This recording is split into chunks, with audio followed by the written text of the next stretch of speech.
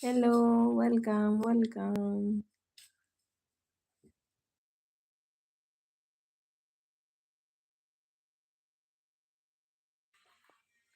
Sound tadre. Hello, Yambung, welcome. Oh, tare tare.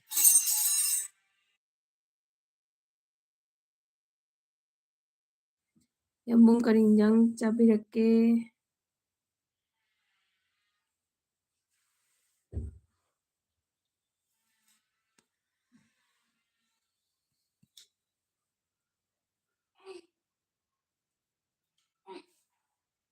Live से nung ta này. Kang soy chare. Oh, kang soy hao buni. Biswajit, hi, hello, hello Biswajit, welcome. Achidi. ꯑꯩꯈꯣꯏꯒꯤ ꯀꯩꯅꯣ ꯉꯁꯤꯗꯤ ꯉꯥꯔꯤ ꯊꯣꯡꯕ ꯆꯥꯏ ꯃꯦꯟ ꯍꯥꯏꯇꯥꯔꯦ इंग खरा फनरबो विश्वजीत वेलकम लाइक कर दीजिए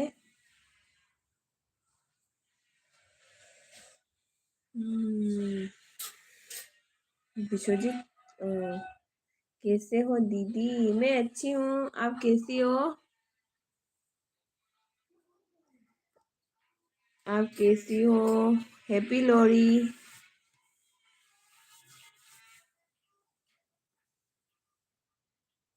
यंबू इंग खरा फरबो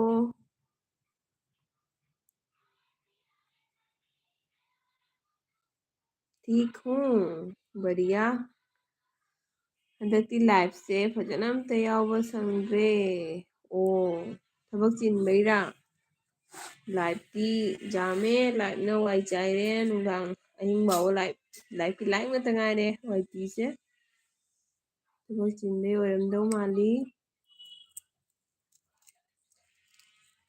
इंगबदी खरा फरे ओ होइने अमु लोरमदाइगी कने इंजलानो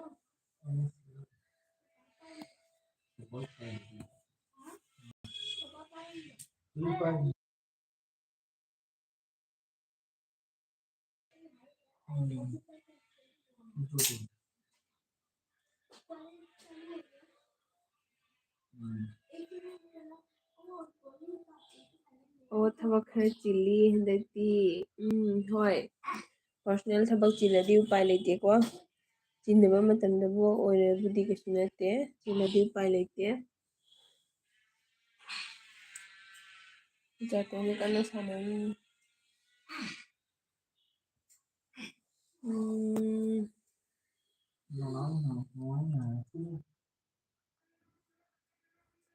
स्क्रीन जे सुमाना थम्मगे बबल्स थोलगा विश्वजीत चला गया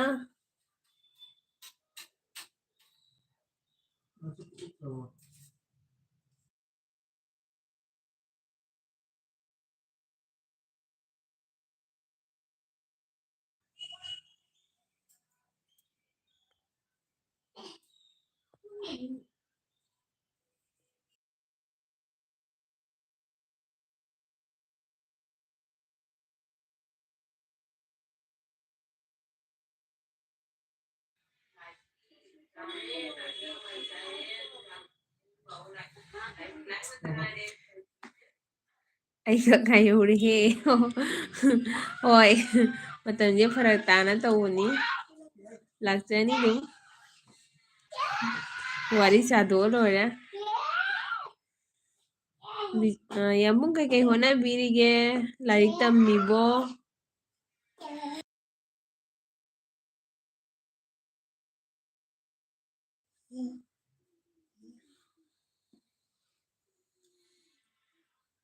ꯂꯥꯏꯔꯤꯛ ꯇꯝꯕꯤꯔꯤꯕꯣ ꯇꯝꯃꯗꯤ ꯀꯔꯤ ꯀꯣꯔꯁ ꯇꯝꯕꯤꯔꯤꯅꯣ ꯍꯥꯏꯕ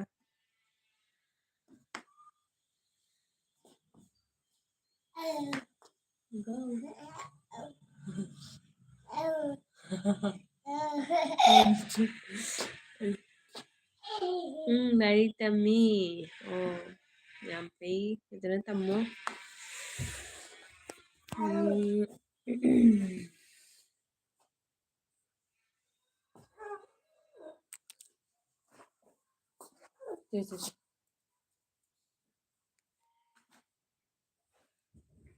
बी ए सेकेंड ईयर ꯑꯣ ꯌꯥꯝ ꯐꯩꯌꯦ ꯐꯖꯅ ꯇꯝꯃꯣ ꯒ꯭ꯌꯥꯟ ꯇꯥꯅ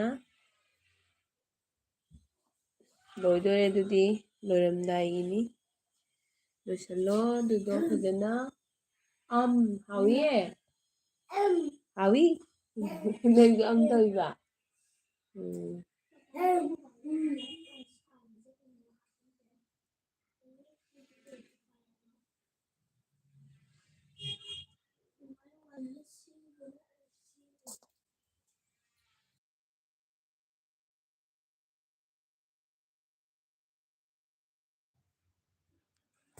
ꯂꯣꯏꯔꯝꯗꯥꯏꯒꯤꯅꯤ ꯆꯤꯜꯂꯤꯁꯦ ꯂꯣꯏꯔꯝꯗꯥꯏꯁꯦ ꯋꯥꯁꯨ ꯈꯔ ꯋꯥꯕꯅꯤ ꯑꯗꯨꯏꯗꯤ ꯌꯥꯝꯕꯨꯡ ꯅꯣꯏ ꯂꯣꯟꯗꯨꯗꯤ ꯃꯅꯤꯄꯨꯔꯤ ꯅꯠꯇ꯭ꯔꯣ ꯀꯩꯅꯣ ꯇꯧꯕ꯭ꯔꯥ ꯍꯥꯏꯕ ꯁꯦꯃꯤꯁꯇꯔ ꯁꯤꯁꯇꯦꯝ ꯅꯠꯇ꯭ꯔꯣ ꯁꯦꯃꯤꯁꯇꯔ ꯁꯤꯁꯇꯦꯝꯁꯦ ꯅꯨꯡꯁꯨ ꯅꯨꯡꯉꯥꯏ ꯋꯥꯁꯨ ꯋꯥꯕꯅꯤ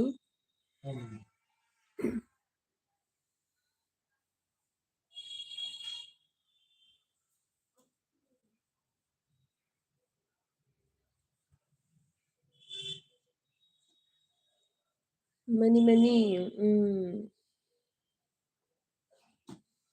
ꯋꯥꯕꯅꯤ ꯁꯦꯃꯤꯁꯇꯔꯁꯦ ꯂꯥꯏꯔꯤꯛ ꯂꯩꯕ ꯂꯣꯏꯔꯛꯄꯗ ꯄꯩꯈꯥ ꯊꯥꯕꯒꯤ ꯃꯇꯝ ꯂꯥꯏꯔꯤꯛ ꯂꯥꯛꯇ꯭ꯔꯤꯅ ꯉꯥꯏꯔꯒ ꯄꯩꯈꯥ ꯊꯥꯕꯒꯤ ꯃꯇꯝ ꯑꯗꯩ ꯑꯃꯨꯛ ꯀꯣꯂꯦꯖ ꯑꯦꯇꯦꯟ ꯇꯧꯔꯤꯉꯩꯗ ꯑꯃꯨꯛ ꯂꯥꯏꯔꯤꯛ ꯀꯣꯔꯁ ꯇꯧꯕ ꯅꯪꯍꯧꯗꯕ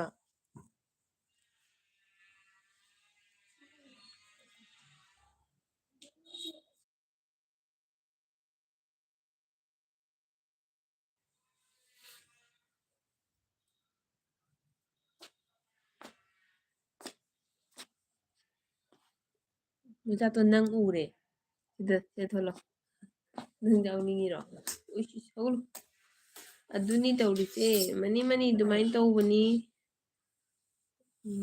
ꯑꯗꯨꯁꯨ ꯑꯗꯨꯝ ꯅꯨꯡꯉꯥꯏꯅꯤ ꯂꯣꯏꯗꯣ ꯋꯥꯔꯒ ꯈꯇꯪ ꯀꯟꯅ ꯍꯣꯠꯅꯍꯧꯔꯒꯅꯤ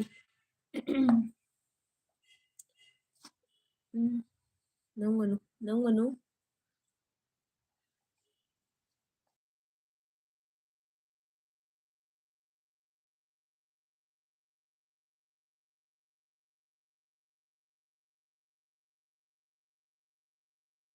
ꯁꯤꯗ ꯂꯩꯇꯦ ꯅꯪꯅ ꯊꯣꯛꯑꯒ ꯂꯩꯗꯨꯗꯤ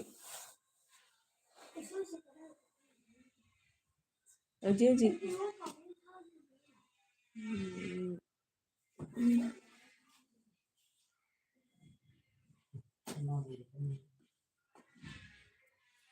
ꯂꯣꯏꯈ꯭ꯔꯗꯤ ꯈꯔ ꯑꯃꯨꯛ ꯋꯥꯏ ꯁꯪꯉꯅꯤ ꯀꯥꯏꯗꯒꯤ ꯁꯪꯕꯅꯣ ꯑꯗꯨꯅ ꯀꯣꯛ ꯁꯥꯕꯅꯤ ꯇꯝꯗ꯭ꯔꯤꯉꯩꯅ ꯐꯕꯅꯤ ꯇꯝꯃꯒ ꯑꯃꯨꯛ ꯂꯦꯝꯅ ꯂꯩꯕꯁꯤꯒ ꯑꯃꯨꯛ ꯀꯣꯛꯁꯤ ꯁꯥꯕꯅꯤ ꯑꯃꯨꯛ ꯂꯣꯏꯗ꯭ꯔꯤꯉꯩ ꯃꯅꯨꯡꯗꯗꯤ ꯈꯟꯕꯅꯦꯕ ꯁꯥꯔꯇꯤꯐꯤꯀꯦꯠꯁꯦ ꯑꯝꯇꯪ ꯄꯥꯏꯔꯗꯤ ꯄꯩꯁꯥ ꯑꯃ ꯇꯧꯕ ꯌꯥꯏꯀꯣ ꯍꯥꯏꯅ ꯑꯗꯣ ꯁꯥꯔꯇꯤꯐꯤꯀꯦꯠꯇꯣ ꯄꯥꯏꯔ ꯃꯇꯨꯡꯗ ꯑꯃꯨꯛ ꯈꯟꯒꯅꯤꯕ ꯍꯥꯏꯗꯤ ꯀꯔꯤꯅꯣ ꯑꯩꯅ ꯇꯧꯗꯣꯏꯁꯤꯕꯨ ꯍꯥꯏꯅ ꯍꯧꯖꯤꯛꯀꯥꯟꯒꯤ ꯃꯇꯝꯁꯤꯒ ꯊꯕꯛꯀꯁꯨ ꯂꯥꯏꯅ ꯐꯪꯗꯕꯅꯤꯅ ꯃꯄꯥꯟꯗ ꯊꯣꯛꯈ꯭ꯔꯒꯕꯨꯗꯤ ꯊꯣꯛꯈꯤꯕꯀꯣ ꯑꯗꯨꯅꯤ ꯃꯤꯁꯦ ꯃꯥꯏ ꯃꯥꯏꯒꯤ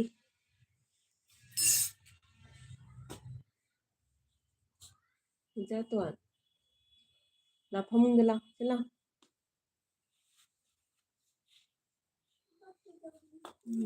ꯑꯗꯨꯅꯤ ꯑꯃꯨꯛ ꯂꯣꯏꯔꯗꯤ ꯊꯕꯛ ꯀꯥꯏꯅ ꯊꯕꯛꯇꯣ ꯑꯃꯨꯛ ꯇꯧꯗ꯭ꯔꯦ ꯍꯥꯏꯗꯤ ꯋꯥꯅ ꯇꯧꯔꯒ ꯊꯕꯛꯇꯣ ꯇꯧꯗ꯭ꯔꯒꯗꯤ ꯑꯃꯨꯛ ꯑꯗꯨꯅ ꯑꯃꯨꯛ ꯍꯦꯜꯂꯤꯗ ꯋꯥꯈꯜ ꯅꯨꯡꯉꯥꯏꯇꯕ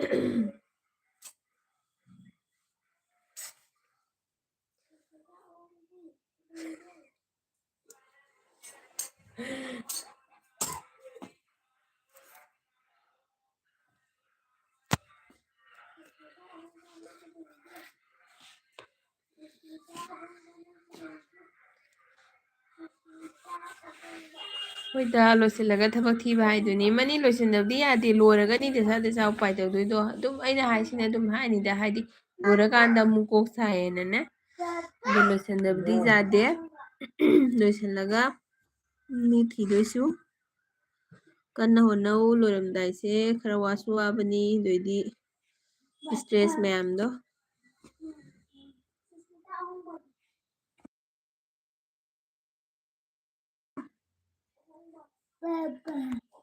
papa mẹ cùng được để đặt tung này chín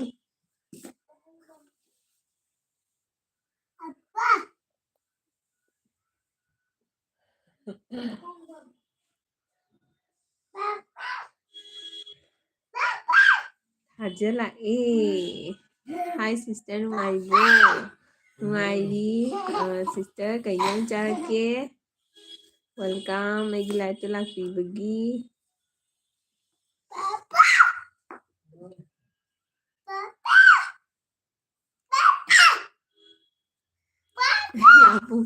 ꯑꯗꯩꯗꯤ ꯊꯕꯛ ꯍꯦꯛ ꯐꯪꯕꯗꯩꯗꯤ ꯅꯨꯄꯤꯅ ꯑꯃꯨꯛ ꯃꯊꯥꯡꯇ ꯍꯣꯏ ꯑꯁꯤ ꯄꯨꯝꯅꯃꯛꯁꯦ ꯃꯤ ꯀꯩꯅꯣꯅꯤ ꯑꯩꯈꯣꯏꯒꯤ ꯅꯦꯆꯔꯦꯜꯅꯤ ꯇꯧꯗꯕꯁꯨ ꯌꯥꯗꯦ ꯀꯩꯗꯧꯗꯣꯔꯤ ꯊꯕꯛ ꯇꯧꯗꯕꯁꯨ ꯌꯥꯗꯦ ꯊꯕꯛ ꯂꯣꯏꯔꯒ ꯅꯨꯄꯤ ꯑꯗꯨꯁꯨ ꯏꯝꯄꯣꯔꯇꯦꯟꯅꯤ ꯇꯧꯍꯧꯗ꯭ꯔꯦ ꯑꯗꯨꯁꯨ ꯌꯥꯗꯦ ꯊꯥꯖꯅ ꯁꯤꯁꯇꯔ ꯕ꯭ꯂꯨ ꯄꯤꯌꯣ ꯊꯥꯖ ꯄꯤꯊꯣꯛꯀꯦꯍꯦ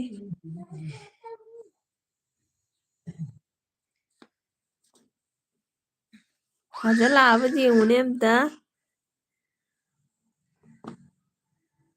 ꯏꯆꯦꯗꯣ ꯇꯧꯔꯛꯀꯅꯨꯁꯦ ꯊꯥꯖ ꯌꯥꯝꯕꯨꯡ ꯁꯥꯞ ꯇꯧꯕꯤꯔꯛꯑꯣ ꯌꯥꯝꯕꯨꯡ ꯁꯥꯞ ꯇꯧꯕꯤꯔꯛꯑꯣ ꯁꯅꯥꯇꯣꯝꯕ ꯁꯨꯁꯃꯤꯇꯥ ꯒꯨꯗ ꯊꯦꯡꯀ꯭ꯌꯨ ꯂꯥꯏꯛ ꯇꯧꯁꯟꯕꯤꯔꯝꯃꯣ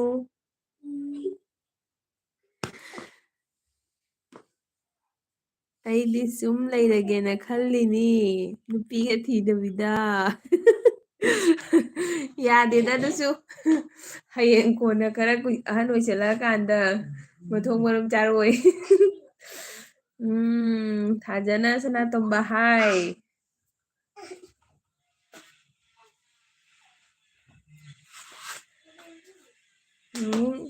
ꯇꯧꯔꯛꯀꯦ ꯑꯣ ꯊꯥꯖꯅ ꯂꯥꯛꯑꯦ ꯁꯤꯁꯇꯔ ꯑꯣ ꯊꯥꯖꯗꯁꯨ ꯁꯞꯄꯣꯔꯠ ꯇꯧꯁꯟꯕꯤꯔꯣ ꯌꯥꯝꯕꯨꯡꯅ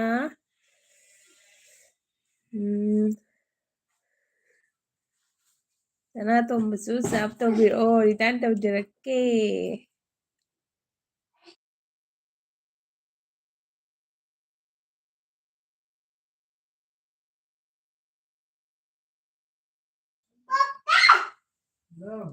ꯁꯤꯁ ꯀꯩ ꯈꯨꯟꯒꯤꯅꯣ ꯁꯤꯁꯇꯔ ꯑꯩ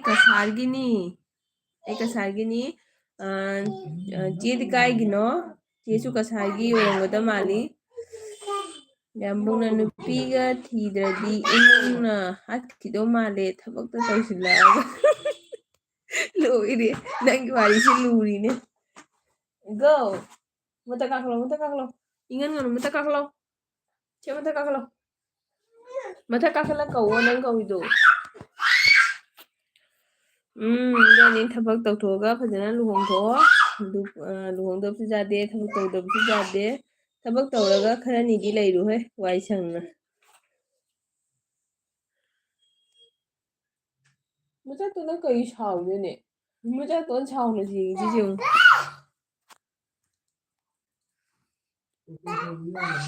ꯒꯣ ꯅꯥꯅꯤ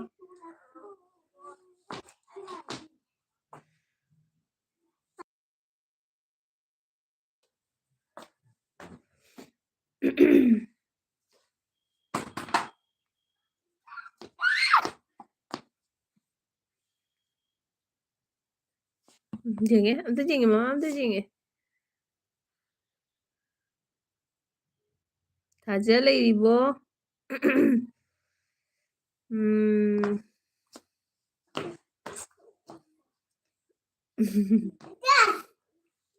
ꯊꯕꯛ ꯇꯧꯔꯒꯅ ꯅꯨꯄꯤꯅ ꯌꯥꯗꯕ ꯇꯧꯗ꯭ꯔꯒꯅ ꯅꯨꯄꯤꯅ ꯌꯥꯗꯕ ꯊꯕꯛ ꯇꯧꯔꯒ ꯑꯩꯅ ꯊꯤꯅꯤꯡꯗꯕ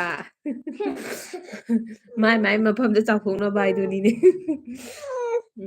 ꯁꯤ ꯊꯛꯀꯦ ꯍꯣꯔꯦꯟ ꯊꯛꯁꯤ ꯉꯥꯛꯇ ꯊꯛꯁꯤꯁꯦ ꯅꯪꯒꯤ ꯒꯨꯒꯨꯞꯇ ꯎꯔꯦꯁꯦ ꯅꯪꯒꯤ ꯒꯨꯒꯨꯞꯁꯦ ꯅꯪꯒꯤ ꯒꯨꯒꯨꯞꯁꯦ ꯎꯔꯦ ꯃꯗꯨꯗꯒꯤ ꯒꯨꯒꯨꯞ ꯅꯥꯝꯃꯁꯨ ꯇꯣꯡꯗꯦ ꯑꯣ ꯊꯥꯖ ꯂꯩꯌꯦ ꯆꯦ ꯑꯣ ꯊꯥꯖ ꯀꯩ ꯏꯟꯖꯥꯡ ꯆꯥꯔꯛꯀꯦ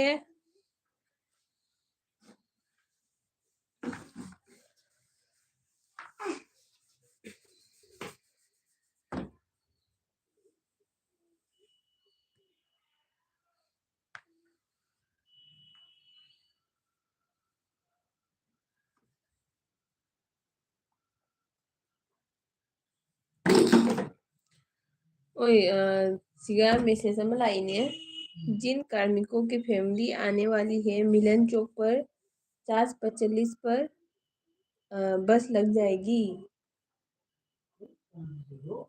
मिलन चौक तो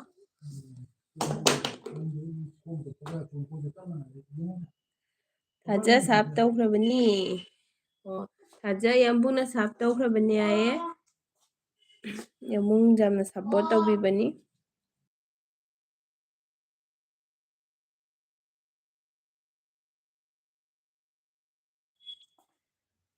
ꯍꯪꯒꯥꯝ ꯊꯣꯡꯉꯤ ꯏꯆꯦ ꯑꯣ ꯊꯥꯖꯅ ꯌꯥꯝꯕꯨꯡ 24 ꯑꯋꯥꯔ ꯃꯇꯨꯡꯗ ꯍꯟꯖꯔꯛꯀꯦ ꯍꯥꯏ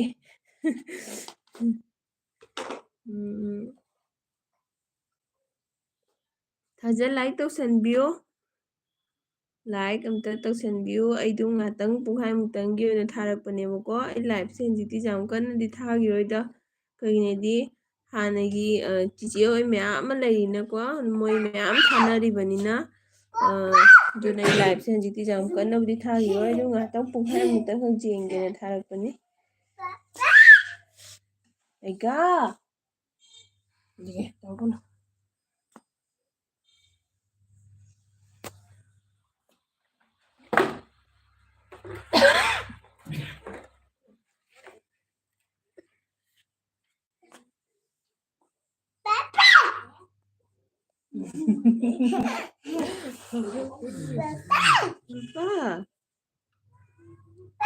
Papa kumagtrabaho.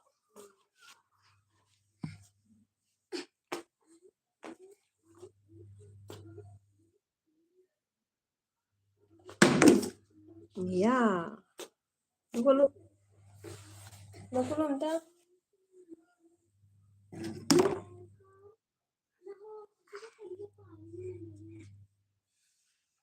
Kanam ꯂꯩꯇ꯭ꯔꯕ ꯅꯪ ꯂꯩꯁꯤꯗꯤ ꯅꯪ ꯂꯩꯁꯤꯗꯤ ꯀꯩꯗꯧꯔꯤꯅꯣ ꯁꯨꯝ ꯐꯝꯃꯒ ꯅꯪ ꯉꯥꯏꯔꯝꯃꯤꯅꯤ ꯂꯥꯛꯄ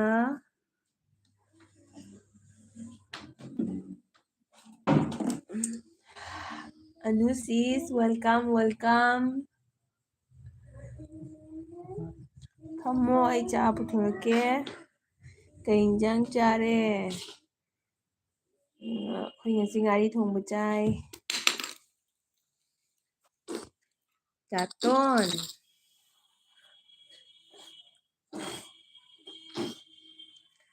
ꯆꯥꯇꯣꯟ ꯀꯧꯕꯅꯦ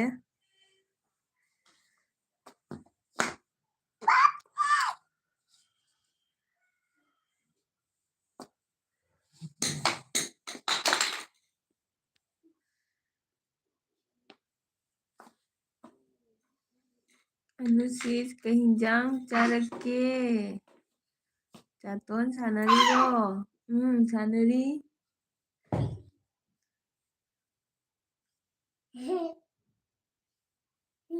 Tachau di. Tachau mobile jengi.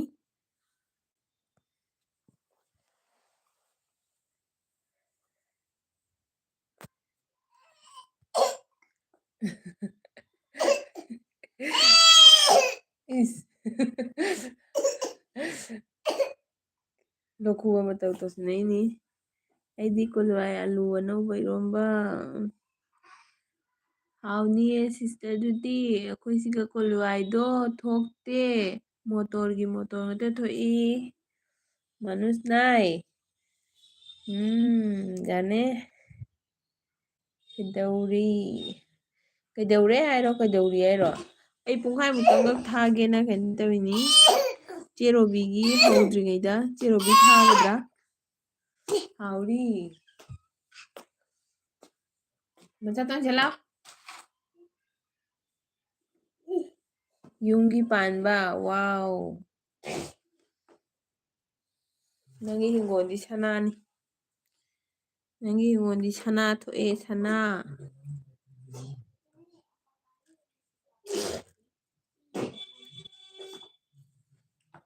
ꯂꯥꯛꯑꯣ ꯅꯪꯁꯦ ꯐꯝꯃꯣ ꯂꯥꯛꯑꯣ Sid Surbi blog. Hello Surbi. Welcome to my live stream.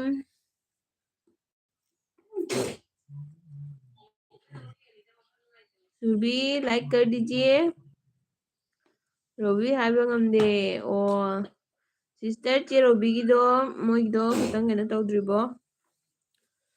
की खबर बालनी बाल sister बालनी लाए दो हम तक खरा करना तो बिरो. अनु सिंगा होय भाले.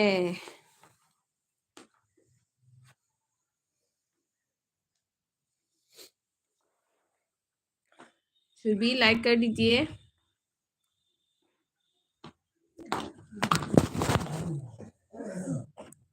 मुझे तो दुकान चेंज ना पड़ने. पाव खंगदे Surabhi blog like done thank you Surabhi आप कैसी हो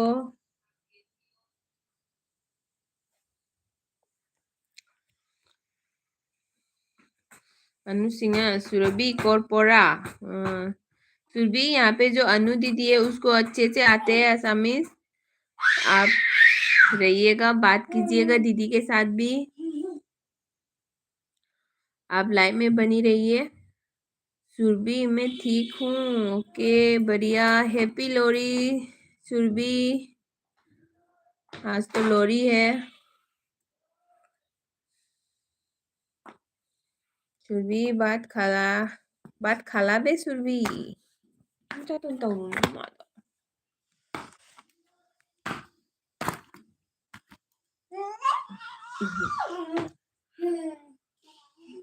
মই আসাম জহাট अपनी कोर होय अनुदी ओके assamese या Hindi Surabhi I am confuse Surabhi Assam से है अनु दीदी वो असम जोरहाट से बता रहे हैं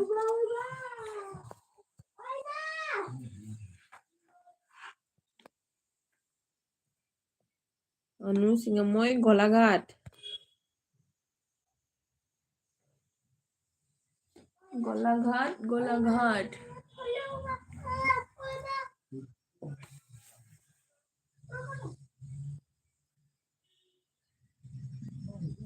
बात खालू अनुबा ए कनानम ला ए चेन जलीला ए हाय सुस्मिता वेलकम चे thank you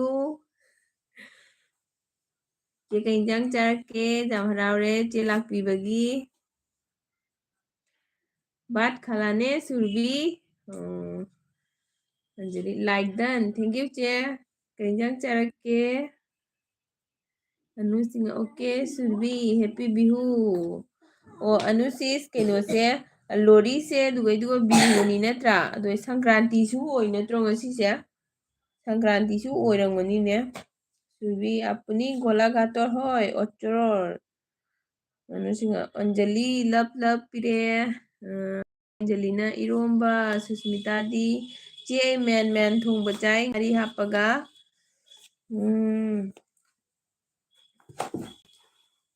सुरभिना happy बुगाली Bihu Anubha happy बुगाली Bihu Surabhi मेरे तरफ से भी दीदी अंजलिना चेनु लप हाय रे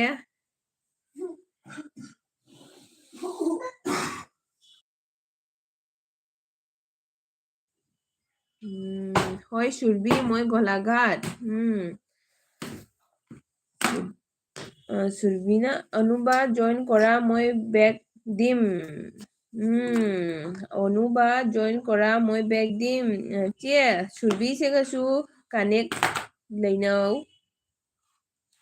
सुरभि आप अंजलि दीदी के साथ कनेक्ट है नहीं है तो आप अंजलि दीदी से आप कनेक्ट कीजिए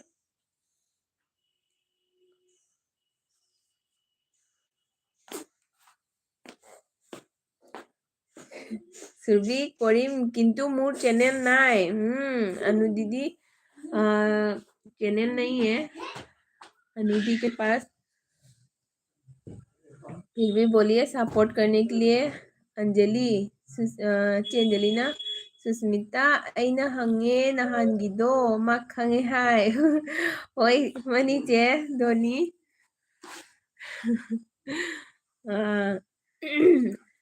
अदुननी अने चेदा हायरेदो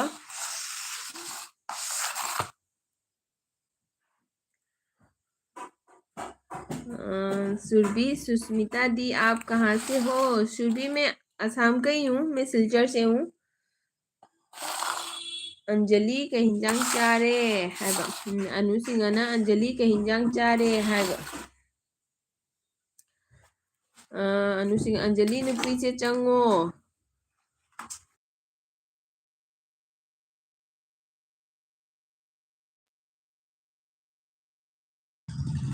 चे नुपीजे चंगलो अइगसु कनेक्ट लेनेबको चे ब्लू पिराउरा सुरभि ओ अनुबा है बेबी सुरभि ने हेलो अंजलि दी सुरभि ने हेलो है रे अनु सिंगना মই কৰি দিম লাইভ পাছত अंजलि चे नु इरोम बचाई चे दी अनु सिंगना अंजलि नुपी से छमजिल्लू अंजलि सिंगा सिद्धि हेलो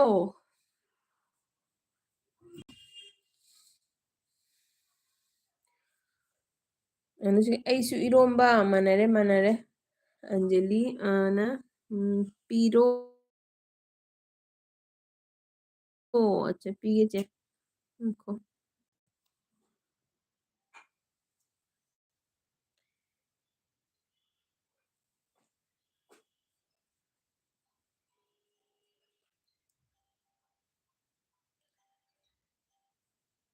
चे अमता टाइप तरो जे उन्या नंगी ब्लू ओरबाइना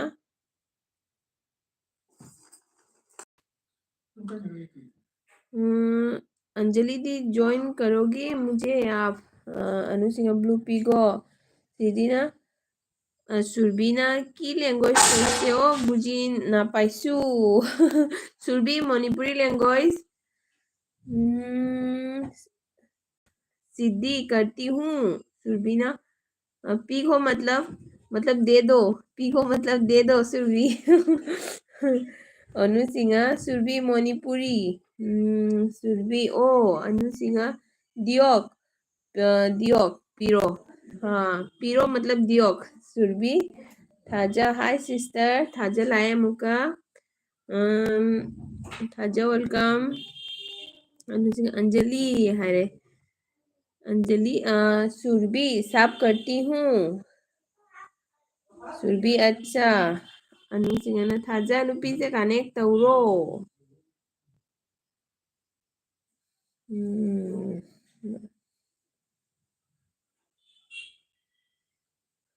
सुरभि ओके अंजलि दी मैं बैक कब करूँगी बताना हाँ चेत कनोगी मतुंगदा नोमगी मतुंगदा बैक तौनाबा अना हाइग्रो अमता हजी हजी तौबसे कानादबनी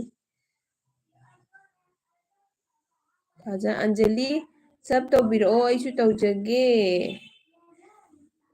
थाजागा चेगसु लेनरो अमना तौरसु लेनरो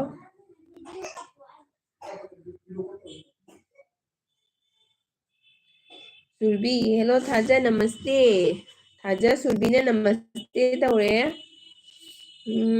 अनुजे सुरभि तुमी बिहु खाबोलय आहिबा आमार यात जाओ जाओ सुरभि बाग रोज जाओ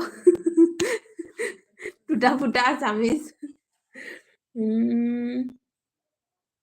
ইয়াত মানে সব মণিপুरी মই বেলেগ আছো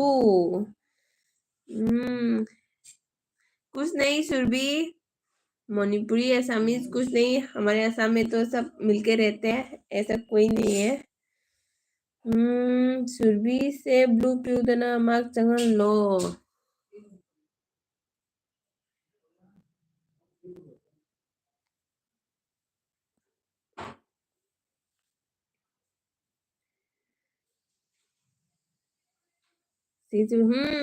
जाम अनु सिंहा একো নহয় সুৰভি মই আছো নহয় ধীৰজ বৰ্মা হাই হাই ধীৰজ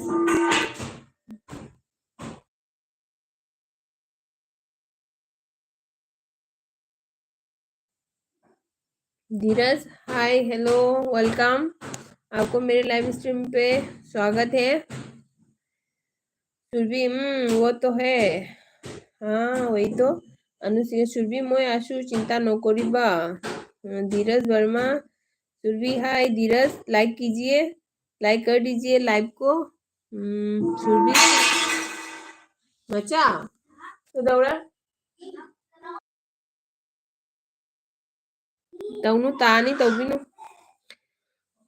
अंजलि सुरभि सब done comment check Surabhi hello Dheeraj नमस्कार नमस्ते नमस्ते अनु सिंह सुरभि कमेंट चेक हाँ सुरभि अंजलि दीदी आपको सब कर दिया है आप एक बार चेक कीजिए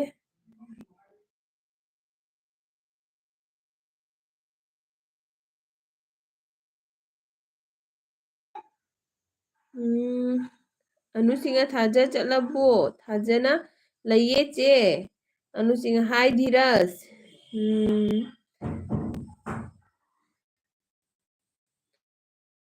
अनु कैसे हो धीरज आप मेरे चैनल पे नया है तो आप करके एक लॉन्ग वीडियो के साथ आप कमेंट छोड़ के जाइएगा मैं भी आपको रिटर्न कर दूंगी लाइव के बाद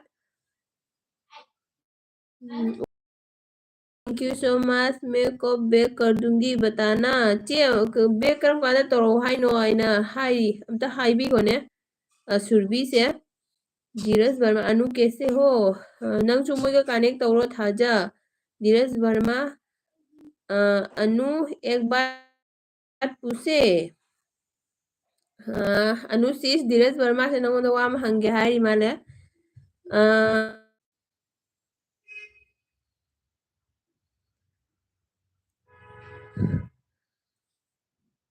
सुरभि अंजलि दी मिला ओ जे सुरभि से हंजिक तौरा माले ने नंगोदा धीरज वर्मा ना लंच किया आपने धीरज आप मुझे पूछ रहे हो हाँ मैंने तो कर लिया है आपने कर लिया अनु सिंह सब लोग सुष्मिता को ज्वाइन कीजिए हाँ जो भी हो आप नया हो तो ज्वाइन करके जाइएगा सपोर्ट करके मैं भी लाइव के बाद आपको ज्वाइन करूंगी एक कमेंट छोड़ के जरूर जाइएगा धीरज वर्मा सुरभि ज्वाइन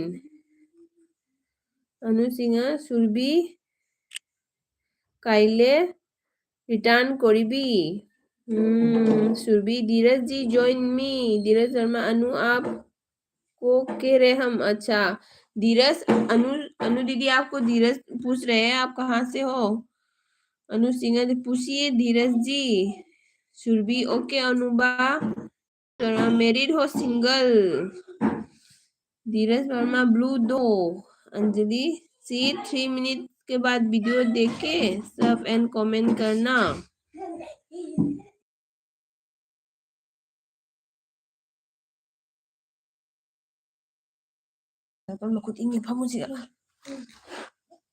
धीरज वर्मा यस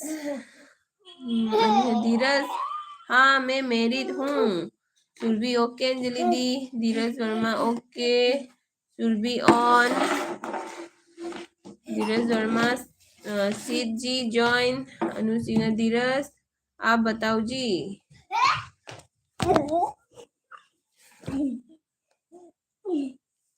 चलो धीरज नाइस लुक सुरभि अनु सिंह, मैं असम से हूँ। धीरज वर्मा, अनु दोस्ती करनी है मगर आप मैरिड हो, क्यों? शादी के बाद दोस्ती नहीं हो सकती। सुरभि, धीरज ज्वाइन करना मुझे। धीरज, आपने लाइक नहीं किया है, आप लाइव को एक बार लाइक कर दीजिए। कहाँ की डीपी हो? सीध अनु सिंह, ओके धीरज थाजल चेनो अꯩꯉꯣꯟꯗꯁꯨ साफ तौबिरओ हायो।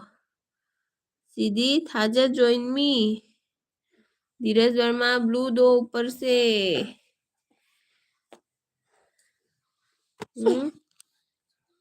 अनुशीष, धीरज वर्मा से ब्लू पीवाए पी सिरो।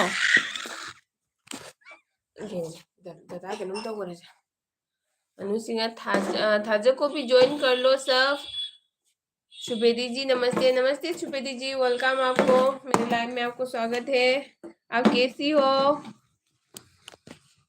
अनु सिंह, सुस्मिता, आई थोलगे मार्केट चतोइनी। होय होय चे चथुरो, आइसु ngahtangdane थाइनी अदो मी लाकपसिगा अदु ngahtang लाइथरिनी। आई 30 मिनट तंगी तौगेना थाइनी।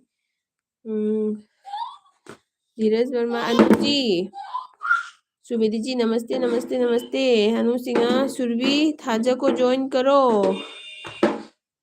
सुरभि, आप तो मेरे से पहले से कनेक्ट है ना? नहीं है तो आप कर दीजिए, एक कमेंट छोड़ दो, मैं आपको बाद में रिटर्न कर दूंगी। धीरज वर्मा, दो।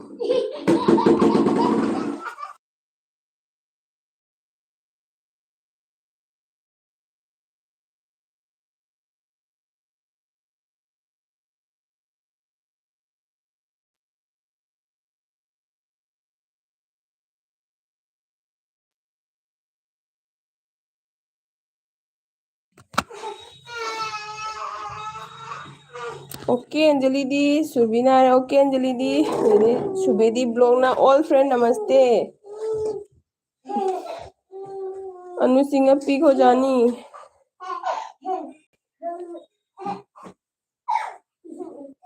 बच्चा हो भी रखा। धीरज जी, आप एक बार चेक कीजिए आपको ब्लू आया है कि नहीं, आगे होगा शायद। धीरज वर्मा, सुरभि जी, दीपी कहाँ की है? सुरभि जी, दीपी कहाँ की है? अच्छा। अनु सिंह, सभी एक दूसरे को ज्वाइन कर लो। सुबेदी जी, सुबेदी जी को थोड़ा लाला लाला करके भेज रहा है। नारिबा कह नारिबा तो दाग तो सुबेदी जी ब्लॉग लाला लाला। अनु सिंह, बाय अंजलि। थाजा जी ज्वाइन कर लिया।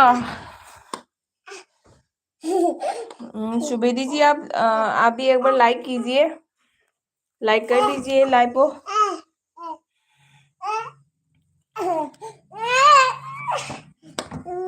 धीरज वर्मा, अनु ज्वाइन किया है ना?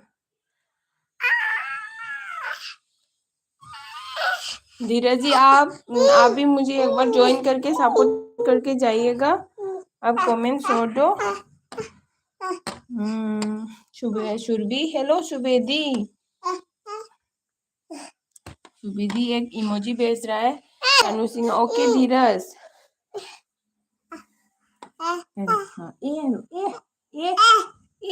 बी लाइफ से ए बी ता आगे। थाजा blog, thank you Surabhi, thank you Surabhi. Surabhi, Dheeraj ji join करो प्लीज। धीरज, सुरभि कर दिया, okay. Subedi blog like done, thank you Subedi ji. ओए सुरभि, तायो एपिसोड करिबो। धीरज वर्मा, अनु जी, वीडियो एक भी नहीं है आईडी पर क्योंकि दीदी का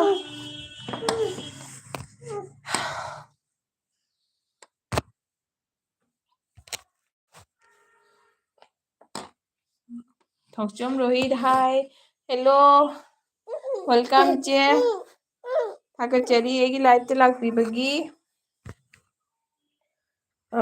अनु सिंहना, सुबेदी जी क्या हुआ? नाराज मत हो। हाँ सुबेदी जी, नाराज मत होइएगा। क्या हुआ बताइए। अनु सुबेदी, क्या हुआ? सुरभि, धीरज कमेंट किया कि नहीं आपने? धीरज वर्मा, सीत जी कर दिया। धीरज वर्मा नहीं।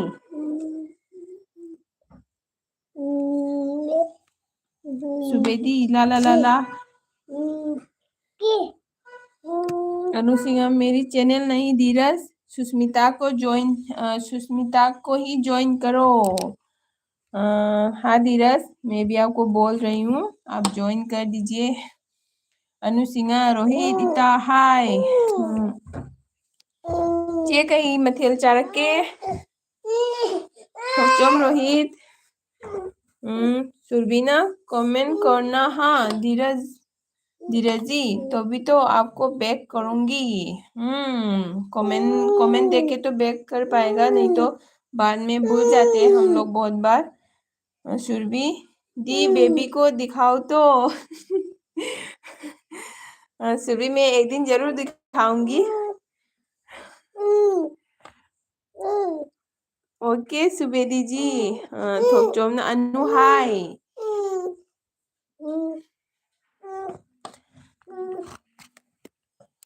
चे जाम हराउजरे लाक्पीबगी। थोकचोम रोहित ओ nga चारे हाइबको हारोंगनी। धीरज वर्मा, अनु इंस्टा पर है। धीरज वर्मा ना अनु सिंह से कोई तान ताना लेने तौरी से। थोकचोम रोहित nga चारे को अनु सिंह। थोकचोम इता कई मथेल चागे। सुबेदी ब्लॉग, ड्यूटी पर हूँ सिस्टर। ओके ब्रदर, कोई बात नहीं। आप थोड़ा सा फ्री होने पर मेरे लाइफ पे आने के लिए बहुत बहुत शुक्रिया। आप ज़्यादा बिजी हो तो आप कर लीजिए, नहीं तो आप ऐसे ही रहिएगा। सुरभि, हेलो थोकचोम। धीरज वर्मा, सुरभि रिटर्न दो। Sushmita, sometime talk to Hindi. Okay. Dheeraj Verma, Anu करोगी क्या? अनु करोगे? Dheeraj Verma, Dheeraj, no I have no insta. अच्छा धीरज जी, अनु दीदी के पास इंस्टा नहीं है, वो इंस्टा नहीं चलाती है। आप मेरे लाइव पे बीच बीच में आके उससे बात कर सकते हैं।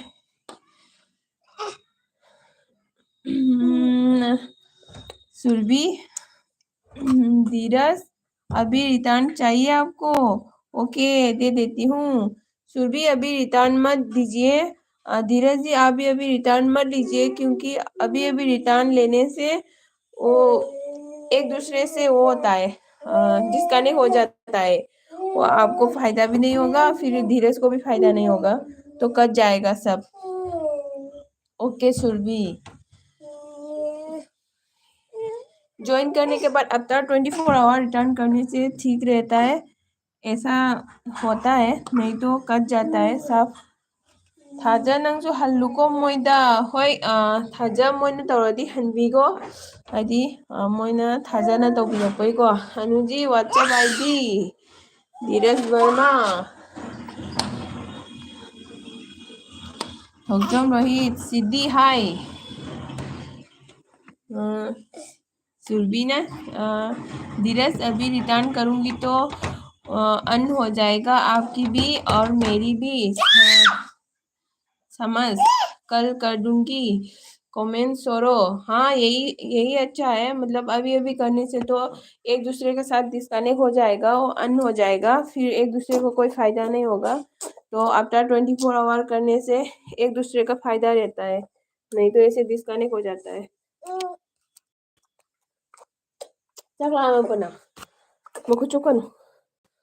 थाजा थोकचोमगा कनेक्ट तौरो। थाजा थोकचोम हाइबा चेसे मादी चैनल से मोनो ओइरेना ताई दुदना थाजाना चंगागा तौसनबिरो। इचेना तुम हंजरानी नोमा लैरगा। अनु सिंह, धीरज क्यों एगा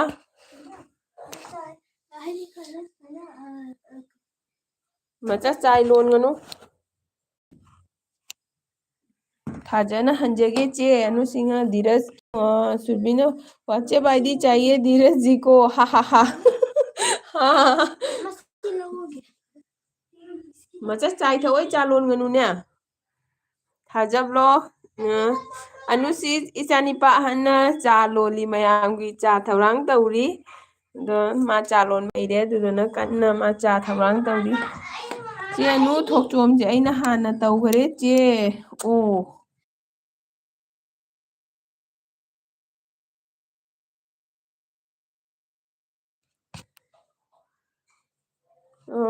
धीरज वर्मा ये सुरभि अनु सिंह सुरभि एतु की हॉल जानू बोलिया हॉल होय बोलिया हॉल होय अनु सिंह अदुदी हलकलबो थोकचोमना धीरज वर्मा अनु दो अनु सिंह ओके इचा चा बनाओ ओके इचा चा बनाओ इस चा बनाओ का हाई जापते संगो खतंग लेदी चा दुगी कइनोने गेस पानाबदे सिदोरे दोन पापा नुसी सुरभि ऑन सुरभि कमेंट लिखिए कमेंट लिख दीजिए दीदी को जाओ छे नंग गेंगे अनु सिंह सुरभि मेरे वीडियो पे मेरे दीदी का पिक्चर है आप देख लीजिए वो भी खेल रहा है अनु सिंह धीरज पागल मत बनो क्यों आईडी चाहिए आपको हाँ जी दीदी से बात कर रही है आपको आईडी क्यों चाहिए धीरज वर्मा अनु ठंडी बहुत हो रहे हैं थाजब लोग हलक खरबदी खंगदे चे धीरज वर्मा देना है या नहीं अनु सिंह मचू लोग तो सुस्मिता ओके लखोके थोइबा नुसिबा थोइबा लाए थोइबा के इंजांग चाके थोइबा से सामू मानत्रो खंगी थोइबा कई काउदेनो देंगे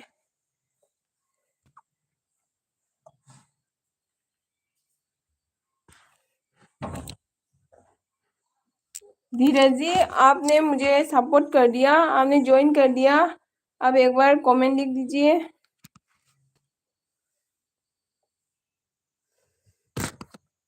ये ना बेच गए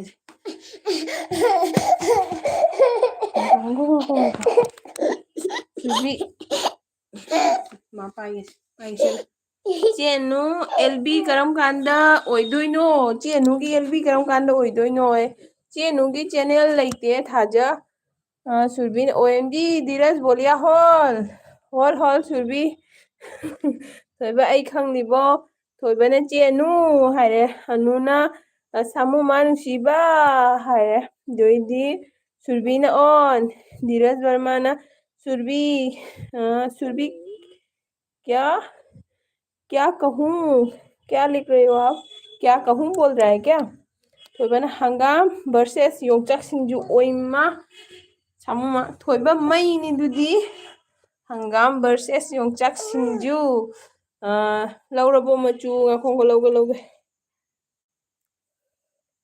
अइबू पीबदी है लौबदी है त्रीन है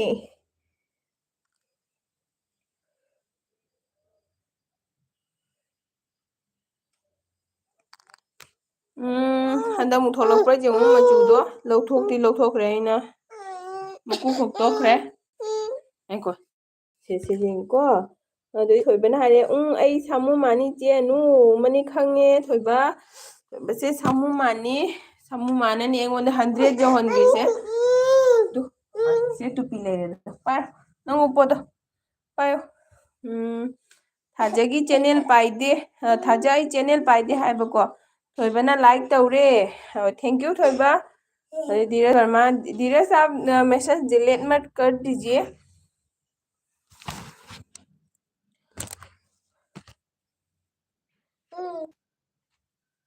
सुरभि ये तो पूरा पागल है सुरभि ब्लॉग किया धीरज अनु सिंह मचू लौ हाथ के माई दो लाख पर जे ओइने लौदी लौरे दना दो अदो मा मैसेज डिलीट तौरगा लैरे गो थाजने चेनु कई बीना हा हा हाय ओ धीरज गायब हो गया सुरभि ठेट क्या चलो तो धीरज गायब हो गया। और अंजू सागपम लाए। Hi Susmita. Hello Anju, thank you. Like then like शू तौबीरे। थैंक यू अगी लाइक लाक्पीबगी। अंजू कई इंजांग चारके? अनुसिंगना अंजू अनुसिंगना अना हाटलिनी तुमिन लयू। खंगी। सुरभीना नहीं मैं फ्रेंड हो तो आप धीरज अंजू ने चेनू लब लब हायरे। अनुसिंगना अय सामदेनी थाजा। अनुसिंगा अंजू हिंजांग हाइरो। ममा ने ममा मासे इचानी पासे कन्ने सानरनी सानरमबदगी कनो तौरेनी इनाकता कन्ने चेंसलइबा। अनुसिंगना सामुमा कौरे। सामुमा काय चटख्रे?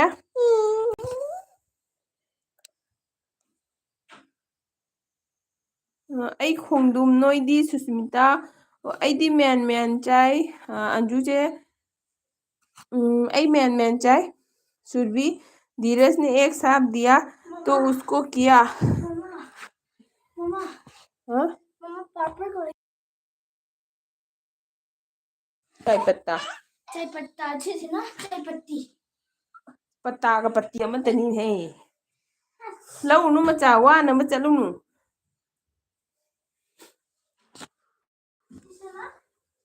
सुरभि ने हेलो अंजू दी थाजब लो। सीस अंजू साफ तो बिरो रिटर्न तो जरके चाय पत्ता को दूसु चाय पत्ती थाजब दोदी थोइबन हाय। थोइबन हाय चेनु आई ले कमेंट पादे ओ होय दी सुरभि की मानु होयो। होय दे सुरभि की मानु होयो। कमेंट तो थोइबा मचू पी चेपी पीगे कइनो हारो कइनो हारो कइनो दादा नाक्ता चे ममा सिगम लेबसे दादा थोंगन चलु जादरो कइनोने को थोइबा अमता लाबा जेमुने। थोइबा हाइसे याम नुसीना कौजरिनी। अखोइगिसु इंगांग अमा थोइबा हाइना लई। अखोइगी इतेनी मचानिपा मासु अइगा सब समय लेमिनै हाइदि जामनाने लूना लेमिनै हाइबने लूना तौनाने अदुना थोइबसे हाइदि अमुका हेना नुसीबा हेलेबको। थोइबा मचु लाए दोइदी सुरभीना सुरभि अंजू लोगो जॉइन कर आसामिस जाने ओय अंजू तू सुरभिना थाके अनेक मानुओ अनुबा। सुरभि आको আহিন্দে गा गा दुइलो moi दूतू लोई लोकबा। ओके सुरभि आप नहा के आइएगा। मैं ले लेती हूँ आपका ब्लू।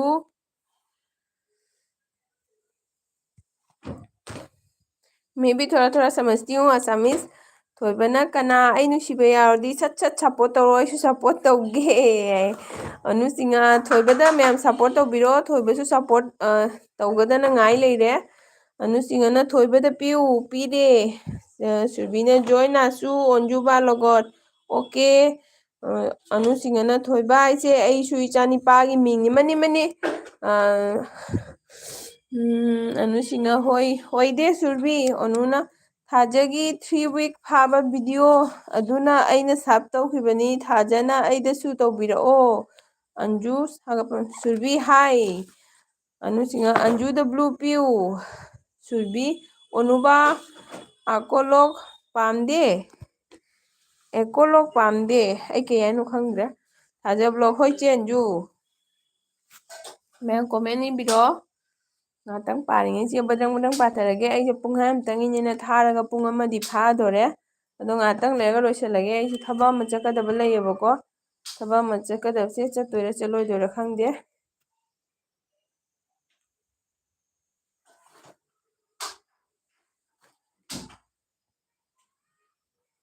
मचा नंग गेस तो पोखाइनी नंग संगोंदो लोइना कन तौथोकन नाउगी थंबिउ खरा अनुसे ओके बिहु खाबलोय अहिबी। सुरभि चखरा माने माइरु थोकनेना हाइबदो थाजब लोग चेंजू तौखरे हंजी गए थोइबा थाजा ब्लॉग सब तौरे अइबुसु नुंसिबिउ ꯍꯣꯏ ꯊꯥꯖ ꯊꯣꯏꯕꯅ ꯁꯔꯞ ꯇꯧꯔꯛꯑꯦ ꯊꯣꯏꯕꯗꯁꯨ ꯍꯟꯕꯤꯔꯣ ꯀꯥꯎꯕꯤꯗꯅ ꯊꯣꯏꯕ ꯀꯣꯃꯦꯟ ꯑꯃ ꯊꯝꯕꯤꯈꯣ ꯊꯥꯖꯗ ꯑꯗꯨꯒ ꯀꯩꯅꯣ ꯂꯩꯔꯒ ꯅꯣꯡꯃ ꯂꯩꯔꯒ ꯍꯌꯦꯡꯒꯨꯝꯕ ꯍꯜꯍꯜꯂꯛꯑꯣ ꯑꯗꯨꯅ ꯐꯕꯅꯤ ꯃꯁꯛꯇꯣ ꯑꯝꯇꯪ ꯁꯥꯃꯨ ꯃꯥ ꯀꯅꯥꯒ ꯖꯣꯏꯟ ꯂꯩꯇꯕ ꯌꯥꯎꯕ꯭ꯔꯣ ꯌꯦꯡꯉꯣ ꯍꯥꯏ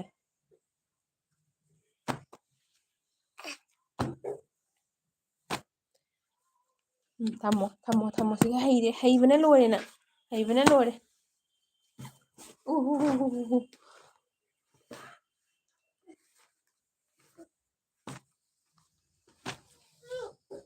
ꯕꯥꯞꯄ꯭ꯔꯦ ꯃꯣꯔꯅꯤ ꯉꯥꯉꯣꯝ ꯂꯥꯛꯑꯦ ꯂꯥꯏꯛꯀ ꯀꯣꯟꯅꯅ ꯊꯨꯡꯉꯔꯦ ꯊꯦꯡꯀ꯭ꯌꯨ ꯃꯣꯅꯤ ꯁꯤꯁ ꯑꯗꯩꯗꯤ ꯊꯣꯏꯕꯅ ꯂꯣꯏꯅ ꯂꯩꯆꯦꯅꯨ ꯍꯥꯏ ꯂꯩꯅꯔꯝꯒꯅꯤ ꯊꯥꯖꯒꯗꯤ ꯑꯅꯧꯕ ꯑꯣꯏ ꯃꯥꯜꯂꯦ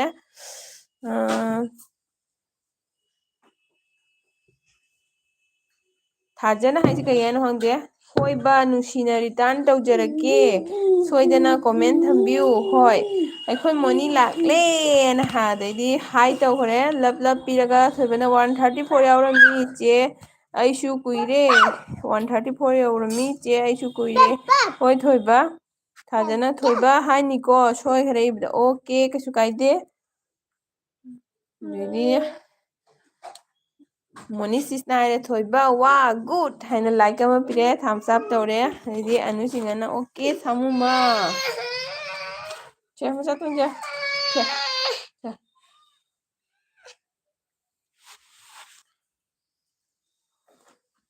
ꯑꯅꯨꯆꯤꯡꯅꯅ ꯑꯣꯀꯦ ꯁꯃꯨꯃ ꯍꯥꯏꯅ ꯍꯥꯏꯈ꯭ꯔꯦ ꯑꯗꯨꯑꯣꯏꯗꯤ ꯃꯣꯔꯅꯤꯡ ꯉꯥꯉꯣꯝꯅ ꯆꯦꯅꯨ ꯍꯥꯏꯔꯒ ꯏꯁꯃꯥꯏꯜ ꯇꯧꯔꯒ ꯂꯞ ꯍꯥꯏꯅ ꯅꯣꯛꯈ꯭ꯔꯦ ꯊꯣꯏꯕꯅ ꯊꯥꯖ ꯕ꯭ꯂꯣꯛ ꯀꯣꯃꯦꯟ ꯇꯧꯕꯅꯤ ꯑꯣꯀꯦ ꯊꯥꯖ ꯅꯉꯣꯟꯗ ꯊꯣꯏꯕꯅ ꯀꯣꯃꯦꯟ ꯇꯧꯔꯤ ꯍꯥꯏꯌꯦ ꯅꯪ ꯍꯣꯔꯦꯟ ꯆꯪꯉꯒ ꯆꯦꯛ ꯇꯧꯔꯣ ꯆꯦꯛ ꯇꯧꯔꯒ ꯍꯌꯦꯡ ꯁꯣꯏꯗꯅ ꯀꯥꯎꯗꯅ ꯍꯟꯕꯤꯈ꯭ꯔꯣ ꯑꯗꯨ ꯀꯥꯎꯊꯣꯛꯄꯕꯨꯗꯤ ꯌꯥꯎꯕꯅꯤ ꯑꯗꯨꯏꯁꯨ ꯚꯤꯗꯤꯑꯣꯗ ꯃꯔꯛ ꯃꯔꯛꯇ ꯆꯪꯉꯒ ꯆꯦꯛ ꯇꯧꯕꯤꯔꯒ ꯍꯟꯕꯤꯈ꯭ꯔꯣ ꯑꯅꯨꯆꯤꯡꯅꯅ ꯃꯣꯅꯤ ꯀꯩ ꯆꯥꯔꯛꯀꯦ ꯍꯣꯏꯅꯦ ꯃꯣꯅꯤ ꯁꯤꯁ ꯀꯔꯤ ꯃꯊꯦꯜ ꯆꯥꯔꯛꯀꯦ ꯃꯣꯅꯤꯁꯤꯁ ꯅꯪꯒꯤ ꯀꯩꯅꯣꯗꯣ ꯃꯨꯛꯕꯥꯡꯒꯤ ꯚꯤꯗꯤꯑꯣꯗꯣ ꯑꯩꯒꯤ ꯏꯆꯥꯅꯤꯄꯥꯁꯦ ꯆꯥꯕꯗ ꯆꯤꯜꯍꯥꯎ ꯈꯔ ꯊꯤꯑꯕ ꯑꯗꯨꯅ ꯅꯪ ꯅꯆꯥꯅꯤꯄꯥꯒ ꯅꯪꯒ ꯆꯥꯃꯤꯟꯅꯕꯗꯣ ꯑꯩꯅ ꯃꯉꯣꯟꯗ ꯍꯦꯛ ꯌꯦꯡꯍꯜꯂꯤꯅꯤ ꯌꯦꯡꯉꯨ ꯃꯣꯏ ꯑꯉꯥꯡꯗꯤ ꯁꯤꯡꯖꯨꯒ ꯆꯥꯏꯁꯦ ꯎꯕ꯭ꯔꯥ ꯍꯥꯏꯅ ꯑꯩ ꯏꯔꯣꯝꯕ ꯃꯣꯅꯤ ꯑꯟꯖꯨꯅ ꯊꯥꯖ ꯁꯞ ꯂꯥꯛꯇꯤꯌꯦ ꯅꯦꯠ ꯅꯨꯡꯉꯥꯏꯇꯕꯩꯔꯥ ꯈꯪꯗꯦ ꯑꯣ ꯍꯣꯏꯗ ꯂꯥꯛꯆꯅꯤ ꯊꯥꯖꯅ ꯊꯦꯡꯀ꯭ꯌꯨ ꯍꯣꯏꯕ ꯅꯨꯡꯁꯤꯕ ꯍꯥꯏꯕꯀꯣ ꯊꯣꯏꯕꯅ ꯆꯦ ꯃꯣꯅꯤ ꯅꯪꯅ ꯋꯥ ꯍꯥꯏꯔꯤꯗꯨ ꯑꯩ ꯃꯔꯝ ꯈꯪꯗꯦ ꯈꯪꯉꯤꯀꯣ ꯀꯩꯒꯤꯅꯣ ꯃꯣꯅꯤ ꯁꯤꯁꯀ ꯊꯣꯏꯕꯒ ꯃꯔꯝ ꯈꯪꯅꯈꯔꯦ ꯃꯣꯅꯤ ꯁꯤꯁꯅ ꯍꯥꯏ ꯆꯦꯅꯨ ꯉꯥꯔꯦꯟ ꯅꯨꯡꯗꯥꯡꯁꯨ ꯑꯗꯨꯝ ꯑꯗꯨ ꯆꯥꯔꯅꯤ ꯑꯣ ꯃꯣꯅꯤ ꯁꯤꯁ ꯌꯥꯝ ꯅꯨꯡꯉꯥꯏꯈꯔꯦ ꯃꯥꯗꯤ ꯁꯣꯔꯠꯀꯠ ꯑꯣꯏꯈꯔꯦ ꯑꯅꯨꯆꯤꯡꯅ ꯁꯨꯁꯃꯤꯇꯥ ꯁꯥꯃꯨ ꯃꯥ ꯅꯪꯒ ꯖꯣꯏꯟ ꯂꯩꯕ꯭ꯔꯣ ꯑꯁ ꯁꯥꯃꯨ ꯃꯥꯗꯤ ꯃꯥꯅꯅꯦ ꯑꯩꯉꯣꯟꯗ ꯃꯌꯥꯝ ꯄꯤꯔꯛꯇꯅ 100ꯀ ꯁꯨꯍꯟꯈ꯭ꯔꯤꯁꯦ 93ꯔ 95ꯔ ꯂꯩꯕꯗꯒꯤ ꯂꯩꯅꯩ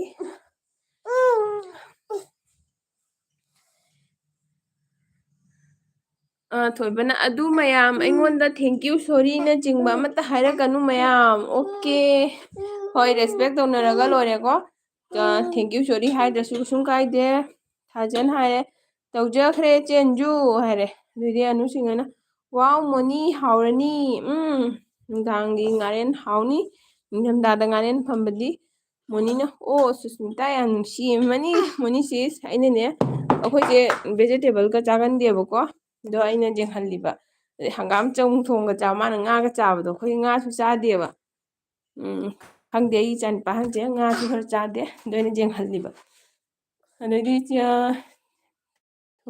ꯊꯣꯏꯕꯅ ꯆꯦꯅꯨ ꯆꯦ ꯁꯨꯁꯃꯤꯇꯥꯗ ꯂꯩ ꯂꯩ ꯅꯣꯏ ꯃꯣꯔꯅꯤꯡ ꯉꯥꯉꯣꯝ ꯊꯣꯏꯕ ꯍꯥ ꯅꯣꯛꯈ꯭ꯔꯦ ꯃꯣꯏ ꯑꯅꯤꯁꯦ ꯃꯔꯝ ꯑꯃꯗꯤ ꯂꯩꯔꯦ ꯇꯨꯃꯤꯟ ꯅꯣꯛꯑꯦ ꯃꯣꯔꯅꯤꯡ ꯉꯥꯉꯣꯝꯅ ꯆꯦꯅꯨ ꯍꯥꯎꯋꯦ ꯑꯁꯦꯡꯕ ꯍꯥꯏꯕ ꯑꯗꯩꯗꯤ ꯑꯅꯨꯁꯤꯁꯅ ꯐꯔꯦ ꯐꯔꯦ ꯁꯥꯃꯨꯃ ꯑꯗꯨꯏꯗꯤ ꯍꯥꯏꯕ ꯃꯥ ꯏꯆꯥꯅꯤꯄꯥꯅ ꯆꯥ ꯂꯣꯟ ꯂꯣꯏꯈꯔꯦ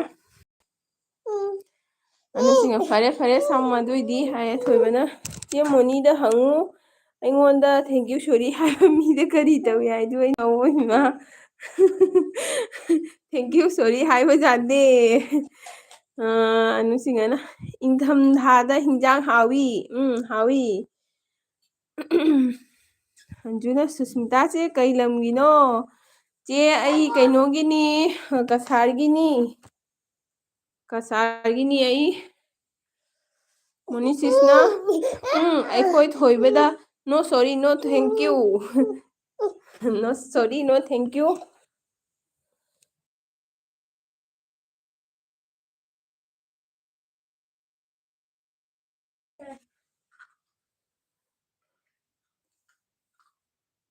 ꯊꯥꯖꯅ ꯆꯦ ꯁꯨꯁꯃꯤꯇꯥꯒꯤ ꯃꯊꯪꯗ ꯑꯃꯨꯛ ꯌꯥꯎꯔꯒꯦꯀꯣ ꯍꯣꯏ ꯍꯣꯏ ꯊꯥꯖ ꯑꯩꯁꯨ ꯀꯩꯅꯣ ꯂꯣꯏꯁꯤꯟꯗꯣꯔꯕꯅꯤ ꯑꯅꯨꯁꯤꯡꯍꯅ ꯅꯣꯛꯈ꯭ꯔꯦ ꯍꯥ ꯍꯥ ꯍꯥ ꯁꯥꯃꯨꯃ ꯍꯥꯏꯅ ꯑꯗꯨꯗꯤ ꯃꯣꯅꯤꯁꯤꯁꯅ ꯍꯥꯏꯔꯦ ꯆꯦꯅꯨ ꯍꯥꯎꯔꯤꯀꯣ ꯍꯥꯏꯈ꯭ꯔꯦ ꯑꯅꯨꯁꯤꯡꯍꯅ ꯁꯅꯥꯊꯣꯏ ꯆꯥ ꯄꯤꯔꯣ ꯊꯛꯂꯒꯦ ꯑꯣ ꯃꯥ ꯃꯊꯟꯇꯒ ꯇꯦꯁ ꯇꯧꯅ ꯂꯣꯏꯈꯔꯦ ꯑꯩ ꯇꯦꯁ ꯇꯧ ꯌꯥꯗꯦ ꯑꯩ ꯑꯣꯟꯂꯤ ꯑꯗꯨ ꯊꯥꯗꯣ ꯑꯗꯨ ꯊꯥꯗꯣ ꯑꯅꯨꯁꯤ ꯃꯣꯔꯅꯤꯡ ꯑꯋꯥꯔ ꯊꯥꯖ ꯀꯔꯤ ꯃꯊꯦꯜ ꯆꯥꯒꯦ ꯍꯥꯏꯕ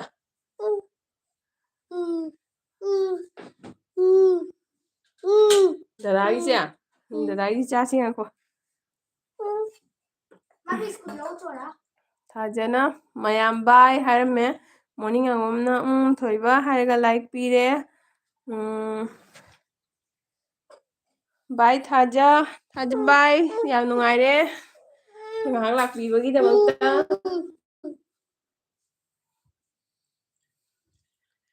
ꯑꯅꯨꯁꯤꯁ ꯑꯩꯁꯨ ꯃꯤꯅꯤꯠ 5ꯃꯨꯛ ꯂꯩꯔꯒ ꯂꯣꯏꯁꯤꯜꯂꯒꯦ ꯊꯣꯏꯕ ꯃꯤꯅꯤꯠ 5ꯃꯨꯛ ꯂꯩꯔꯒ ꯂꯣꯏꯁꯤꯜꯂꯒꯦ ꯃꯣꯅꯤꯁꯤꯁ ꯑꯗꯨꯗꯤ ꯆꯦꯅꯨ ꯀꯧꯔꯔꯣꯏ ꯏꯃꯥ ꯑꯅꯨ ꯀꯧꯔꯅꯤꯀꯣ ꯃꯆꯥꯅꯤꯄꯥꯁꯨ ꯊꯣꯏꯕ ꯀꯧꯔꯦ ꯍꯥꯏꯕꯒꯤ ꯃꯣꯅꯤ ꯅꯨꯡꯁꯥ ꯊꯣꯛꯄ꯭ꯔꯣ ꯑꯗꯣꯟꯗ ꯍꯥꯏ ꯑꯩꯈꯣꯏ ꯁꯤꯒꯗꯤ ꯅꯨꯡꯁꯥꯗꯣ ꯈꯤꯇꯪ ꯈꯤꯇꯪ ꯊꯣꯛꯏ ꯑꯅꯨꯁꯤꯡꯍ ꯀꯧꯔꯣ ꯁꯥꯃꯨꯃꯥ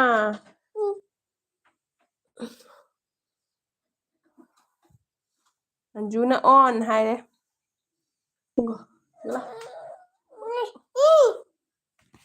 ꯃꯆꯥ ꯁꯤꯁꯦ ꯑꯃ ꯄꯤꯕꯤꯔꯛꯑꯣ ꯂꯩꯁꯨ ꯂꯩꯇ꯭ꯔꯒ ꯑꯩ ꯀꯩꯅꯣ ꯂꯧꯔꯨꯒꯦ ꯂꯧꯅꯨ ꯃꯆꯥ ꯂꯩ ꯃꯅꯨꯡꯗ ꯂꯩ ꯂꯧ ꯃꯊꯛꯇ ꯂꯩ ꯑꯩ ꯄꯤꯒꯦ ꯉꯝꯃꯣꯏ ꯇꯥꯔꯛꯀꯅꯤ ꯃꯣꯅꯤ ꯁꯤꯁꯅ ꯍꯥꯏꯔꯦ ꯉꯁꯤꯗꯤ ꯀꯥꯕꯣꯛ ꯀꯥꯕꯣꯛ ꯆꯦꯅꯨ ꯍꯥꯏꯅ ꯅꯪ ꯆꯥꯛ ꯂꯥꯝꯃꯕꯣ ꯏꯁ ꯂꯥꯝꯃꯦ ꯀꯥꯏꯅ ꯂꯦꯞꯄꯨꯁꯤꯗ ꯃꯤ ꯌꯦꯡꯉꯨ ꯑꯅꯨꯁꯤꯡꯍꯅ ꯍꯥꯏꯔꯦ ꯏꯪꯕꯅ ꯌꯥꯝ ꯍꯦꯟꯅ ꯏꯪꯉꯤ ꯍꯟꯗꯛ ꯍꯥꯏꯌꯦ ꯏꯪꯕꯁꯦ ꯃꯥꯏꯒꯩ ꯃꯥꯏꯒꯩ ꯂꯩ ꯃꯥꯜꯂꯦ ꯑꯩꯈꯣꯏ ꯁꯤꯒ ꯑꯃꯨꯛ ꯈꯔ ꯐꯔꯦ ꯑꯗꯨꯒ ꯑꯃꯨꯛ ꯏꯪꯉꯦ ꯍꯥꯏꯌꯦ ꯑꯃꯨꯛ ꯇꯧꯔꯣ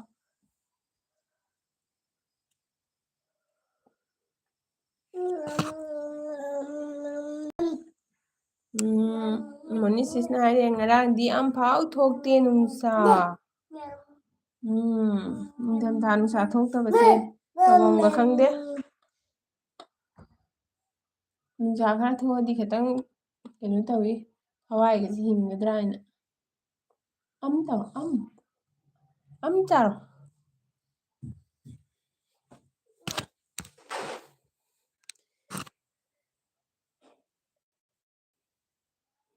ꯑꯅꯨꯁꯤꯡꯍ ꯑꯝꯇ ꯅꯨꯃꯤꯠ ꯎꯗꯦ ꯍꯧꯖꯤꯛꯇ ꯊꯣꯛꯂꯤ ꯃꯨꯁꯤ ꯃꯨꯁꯤ ꯃꯣꯅꯤꯁꯤꯁꯅ ꯕꯤꯍꯨꯅꯤ ꯆꯦꯅꯨ ꯏꯪꯗꯣꯏꯅꯤ ꯍꯟꯗꯛ ꯌꯥꯝꯅ ꯊꯣꯏꯕꯅ ꯍꯥꯏꯔꯦ ꯑꯗꯨ ꯃꯌꯥꯝ ꯑꯩ ꯊꯣꯛꯑꯦ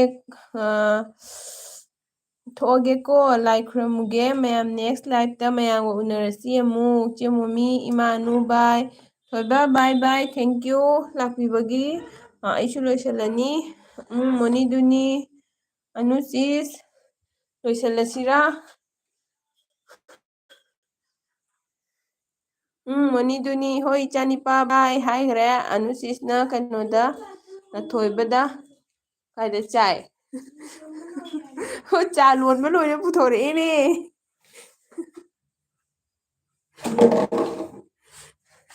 ꯏꯆꯥꯅꯤꯄꯥꯅ ꯆꯥ ꯂꯣꯟꯕ ꯂꯣꯏꯅ ꯄꯨꯊꯣꯔꯛꯑꯦ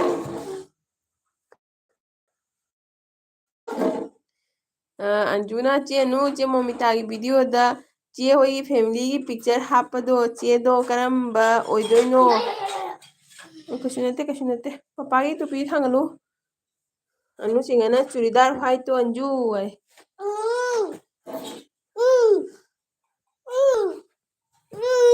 이거지. Mama. 엄마. अच्छा फरे फरे फमुजिगा.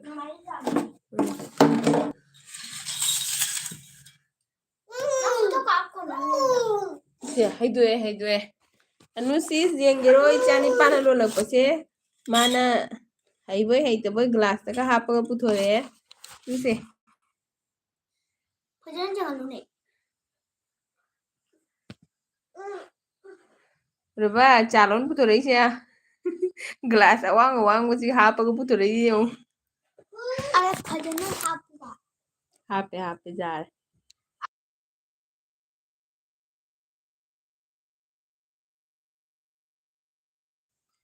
ꯑꯅꯨꯁꯤꯡꯅ ꯊꯥꯡꯒ꯭ꯔꯤꯗꯣ ꯏꯆꯥꯅꯨꯄꯤꯅꯤ ꯍꯥꯏꯕ ꯗꯥꯡꯒ꯭ꯔꯤꯗꯣ ꯏꯆꯥꯅꯨꯄꯤꯅꯤ ꯍꯥꯏꯕ ꯑꯗꯨꯅ ꯆꯦꯅꯨ ꯑꯣ ꯑꯩ ꯑꯃꯨꯛꯀ ꯌꯦꯡꯒꯦ ꯆꯦꯒꯤ ꯃꯁꯛꯁꯦ ꯈꯪꯅꯤꯡꯉꯤ ꯑꯅꯨꯁꯤꯡꯅ ꯑꯟꯖꯨ ꯂꯥꯞꯂꯤ ꯑꯅꯨꯁꯤꯡꯅ ꯋꯥꯎ ꯁꯅꯥꯊꯣꯏ ꯍꯥꯎꯔꯅꯤꯌꯦ ꯍꯥꯎꯔꯦ ꯅꯪꯒꯤ ꯆꯥꯁꯦ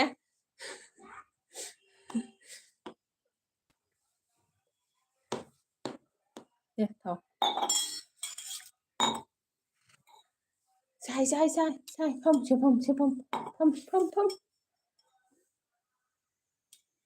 ꯃꯌꯥꯝ ꯕꯥꯏ ꯇꯧꯔꯁꯤꯔꯥ ꯁꯥꯏ ꯆꯠꯇꯅ ꯁꯥꯏ